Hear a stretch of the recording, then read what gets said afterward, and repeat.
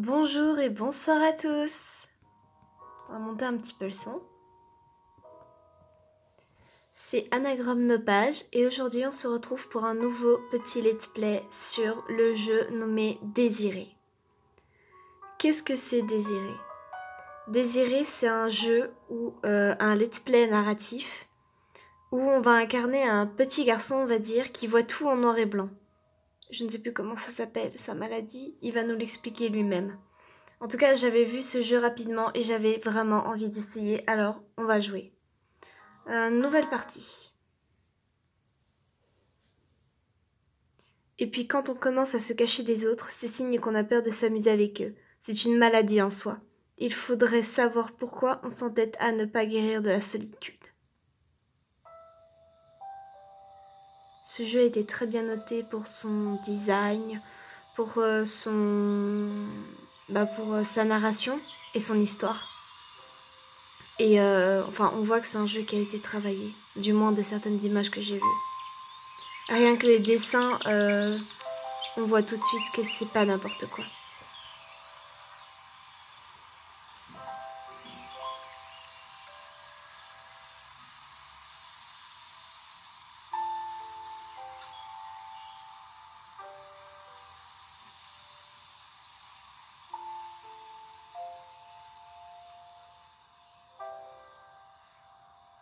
Désiré, pourquoi n'as-tu rien dessiné? Désiré, je t'ai posé une question. Je sais pas. Regarde, tes camarades ont tous dessiné un soleil. Tu es le seul à ne pas l'avoir fait. Oui, mais moi, j'ai jamais vu le soleil. Mais pourquoi tu dis ça, mon garçon? Il fait tout le temps nuit dans ma tête.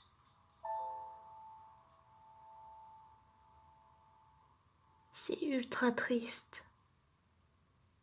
Le pauvre.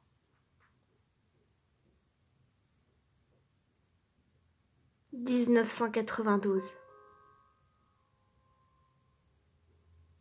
Ah, chers compagnons de route, je suis ravi de faire votre connaissance et d'emprunter ensemble un chemin rocailleux pour vous dévoiler une histoire surprenante. Ne la jugez pas si vite. Du moins, pas avant de connaître l'épilogue. Cette histoire est à la fois rugueuse et délicate, à la fois répugnante et attirante, mélancolique et allègre. Mais elle est avant tout humaine et profondément singulière. Laissez-moi vous présenter ce jeune garçon acromate qui, depuis sa naissance, percevait le monde en noir et blanc. Les couleurs lui paraissaient aussi abstraites que la foi pour le quidam athéiste. Et pourtant, elle hantait ses rêves nuit et jour. Ce garçon s'appelle Désiré, et son parcours vous étonnera certainement. Mais trêve de bavardage. À vous de découvrir cette aventure. C'est super prenant. Je devrais relire la magie. D'accord, j'imagine que c'est dans ton sac. Alors, utilisez le casse-croûte avec Désiré. Maman m'a préparé un casse-croûte pour midi. D'accord. En plus, il nous parle à nous, quoi. Livre de magie avec Désiré. Page 17. Sort pour rendre quelqu'un amoureux de vous. Oh, c'est mignon. Construisez une boîte en bois. Inscrivez le nom de l'être aimé sur un œuf en pensant très fort à lui. Logez l'œuf à l'intérieur de la boîte et enterrez cette dernière à l'abri de la lumière durant 1 mois. Oh, c'est trop mignon. La pancarte. Je ne suis pas d'humeur à me promener sur la plage. Et puis je dois réaliser cette magie pour que mes sentiments soient partagés. Je ne vois aucun autre moyen de changer la donne. Je ne partirai pas d'ici tant que je n'aurai pas accompli cette tâche. Très bien. Le crabe. Je lui ai fait peur, on dirait. Encore un qui s'est paumé. Non mais surveille ton langage. La poubelle. La plage est propre. D'accord. Je sais pas ce que j'ai touché. Ah. Bah apparemment j'ai touché un truc bien. Le bateau. Je ne crois pas qu'il est encore en état de flotter. Si j'avais des camarades, ça m'aurait bien plu de le retaper pour naviguer au large. à la découverte de nouveaux horizons. Ouais, ça doit être un jeune adolescent, il doit être au collège, là. Qu'est-ce qu'il y a au bout? Il y a un trou. C'est sûrement un môme qui a creusé ça pour faire son château. Il a oublié sa pelle. Et nous, on va la prendre, c'est ça? C'est tentant, mais non. D'accord, très bien. Ouais, mais bon, je préfère pas. Oui, mais il faut bien... Tu veux construire une boîte en bois seulement avec ça? Bon, viens là, Désiré. Faut au moins des outils, tu veux pas prendre la pelle. Qu'est-ce qu'il y a là-haut? La porte. Qu'est-ce qu'il y a dans cette petite cabane en bois? Est-ce qu'il y a des outils pour construire ta boîte pour tomber amoureux de ta copine ou de ton copain? Une scie, un marteau et des clous. J'ai tout pris. Bon, bah descends alors. J'imagine même pas ce que serait ma vie si je pouvais pas voir les couleurs. Alors, si... J'ai maintenant 6 bouts de bois. D'accord, le marteau avec les clous. Bah, tu vas où? Tu vas où, mon ami? Tu vas au milieu de la plage. Oh, il a fait sa boîte. C'est pas du grand art, mais ça fera l'affaire. D'accord. Trou. C'est sûrement un môme. Oui, bon, d'accord, très bien. Tu mets la boîte dans le trou? Quel intérêt?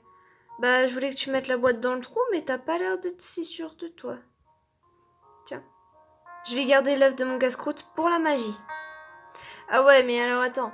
Est-ce que par hasard dans la cabane il resterait pas encore un stylo? Parce que dans toute cette affaire, boîte à outils. Il y aurait pas encore un stylo dans cette boîte à outils? Tu veux écrire le prénom de ton être aimé comment, toi? Ah non, il y a vraiment plus rien. Bon bah tiens, l'œuf. Na. D'accord, super. Dans la boîte? C'est pas ce qui est écrit dans le livre de magie. Bon, écoute, Désiré. Ah, j'ai pas été là-bas. Tête au bout. Bah non. Pancarte. Prends le stylo. J'ai l'impression qu'il y a un stylo. La baignade est autorisée. Je remettrai le stylo à sa place. Yes, c'est bon. On va pouvoir enterrer ta boîte, mon jeune ami. Combien? 8 minutes. Au revoir. Ok, c'est bon. Maintenant, tu écris le nom. On peut savoir ce qu'a écrit, nous. Voilà, j'ai écrit le nom de la personne qui m'attire sur cet œuf comme l'indique le livre de magie. Non, on voit pas très bien. L'œuf est au chaud. Quel intérêt? Mais mets l'œuf dans le trou. Qu'est-ce qu'on a encore oublié? Bon, relis le livre. Page 17, oui. Construire une petite boîte en bois. Loger l'œuf à l'intérieur de la boîte et enterrer cette dernière à l'abri de la lumière durant 1 mois. Alors prends la pelle. C'est tentant, mais non. Mais tu veux faire quoi alors avec cette boîte? Ah là, trou. C'était juste une manip à faire.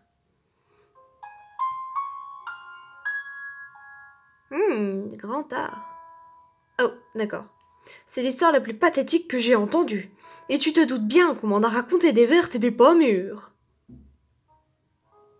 Vous vous moquez de moi, c'est pas sympa. Y a de quoi? Tu serais pas un peu maso sur les bords?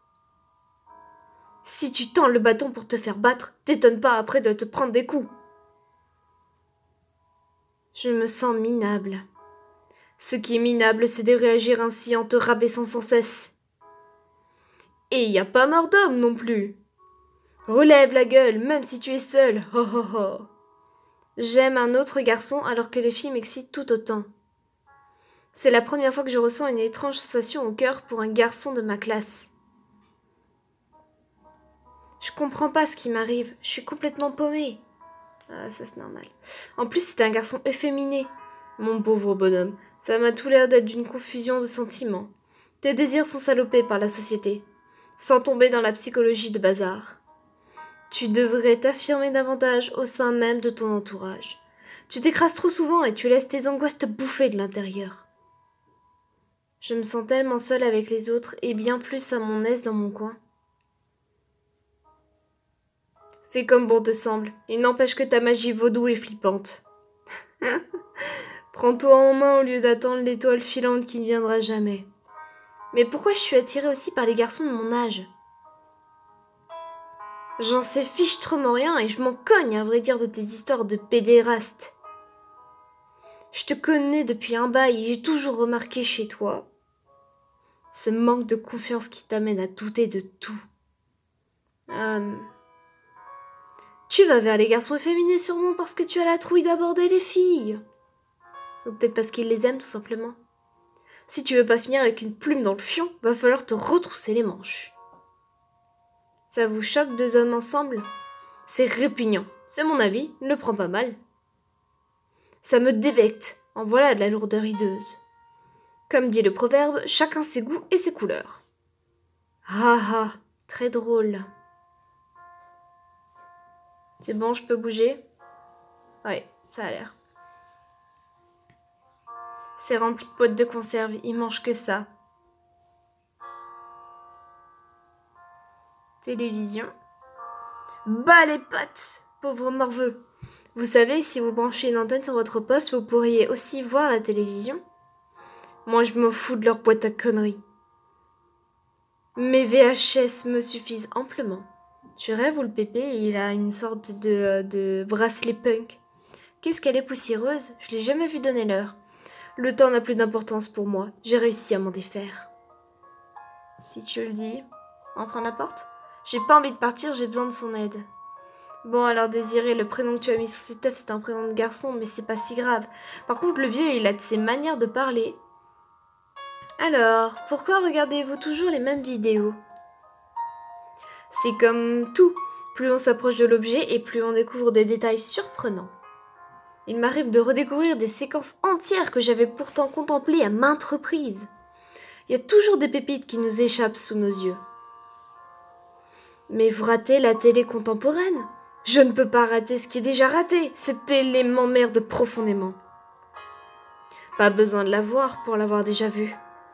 Elle m'insupporte, elle m'agresse chez moi, elle m'engourdit le corps et l'esprit, elle me paralyse. Elle réduit mon espace vital. Moi, je veux bouger au-delà de toute limite. Je veux me faufiler entre les étoiles. Je veux flotter sans me sentir prisonnier d'une attraction qui me conduirait inéluctablement à m'écraser au sol et à bouffer de la poussière. Je veux être libre de poursuivre une quelconque fresque de mes propres doigts. Pour toutes ces raisons, je refuse d'être intoxiquée par ces ombres schlingantes. J'ai du mal à vous suivre. Je m'emporte un peu, et j'oublie parfois ton âge. T'as que 12 ans. Mes mots auront une toute autre résonance en toi au fil des années. Tu verras, j'en suis persuadée. C'est fou comment il dit quand même des choses, le pépé, c'est incroyable. Ah, c'est chiant la danse, bah bravo. C'est chiant la danse. Détrompe-toi, gamin, c'est bien plus intéressant que tu ne le crois. Ces corps qui se lancent sont d'une toute beauté. Quelle harmonie, crois-moi. Je trouve ça ringard. Parce que tu n'es qu'un gamin et que tu te contentes de voir bêtement les choses qui t'entourent. Cesse de les regarder, transperce-les. N'effleure pas le voile, déchire-le, débarrasse-toi-en. Et voilà alors, que voyez-vous en regardant cette danseuse? De la légèreté, sans aucun doute, je vois de la légèreté. Je suis fascinée par la délicatesse de ses pas. C'est une vertu qui se raréfie avec l'époque. Tu comprendras de quoi il retourne quand tu grandiras. Quand tu apprendras à reconnaître la lourdeur des hommes. Je m'y perds dans cette épaisse lourdeur. Je m'y enlise dans cette pesante ivresse. Pourquoi vous vous appelez le vieux? Vous n'avez pas de prénom? Parce que je suis tellement vieux et que je m'en souviens plus. C'est une bonne raison. Je ne vous crois pas, personne n'oublie son nom. Ah, faut que tu saches, petit, que sur ce caillou minable, tout le monde ment. Pas moi. Sans exception, crois-moi, sans exception. J'aurais bien aimé avoir un grand-père comme vous. Malheureusement, je suis née trop tard pour connaître mes grands-parents. N'oublie pas ta grand-mère maternelle. Oui, mais elle vient de mourir. Les médecins lui ont amputé une jambe à son insu en la droguant pour la sauver de la gangrène. Quand elle s'est réveillée, elle n'a pas supporté le choc et s'est laissée mourir. Mais c'est quoi ce monde? Il a pas de chance. Elle préférait souffrir que de perdre ses jambes. J'en suis désolée. Il ne me reste plus que mes tantes. Des tantes carrément caractérielles. Racontez-moi une histoire rocambolesque. Regardez le David. Pas aujourd'hui, mes vieux os me font mal. En quoi faut-il croire? Éclaire-nous, Pépé. Dieu existe-t-il? Sommes-nous seuls sur Terre? A-t-on un destin? La mort n'est-elle qu'une étape? Tout ça, c'est des questions existentielles qui me dépassent. Avec le temps, j'ai appris une chose essentielle. Ne rien espérer de la vie.